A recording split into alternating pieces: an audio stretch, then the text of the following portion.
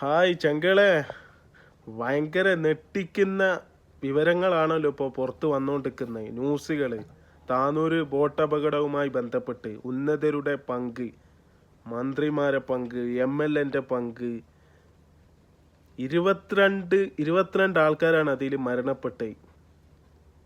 22 ആൾക്കാർ, അതിൽ കുട്ടികൾ, ഫാമിലി തന്നെ നഷ്ടപ്പെട്ട ഒരുപാട് ആൾക്കാരുണ്ടായിരുന്നു. മൊത്തം പോയ ഭാര്യയും മക്കളും, അതിലൊരു പോലീസുകാരനും ഉണ്ടായിരുന്നു. നിങ്ങൾക്ക് എല്ലാവർക്കും അറിയാലേ.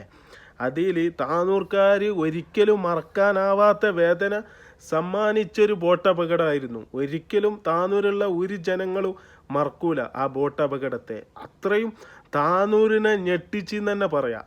കേരളത്തെ നടുക്കിയ ഒരു ദുരന്തമായിരുന്നു പെരുന്നാൾ സമയത്ത്. നിങ്ങൾക്ക് എല്ലാവർക്കും അറിയാലേ. ആ അപകടത്തിൻ്റെ പിന്നിൽ ഉന്നതരുടെ പങ്ക് പുറത്ത് വരുന്നു. നിങ്ങൾ ഇന്നെല്ലാവരും കണ്ടിട്ടുണ്ടാവില്ലേ. മന്ത്രിയുടെ PA ഇടപെടൽ തെളിവുകൾ സഹിതമാണ് പുറത്ത് വരുന്നത്. 22 പേരുടെ ജീവനാണ് പോയത്.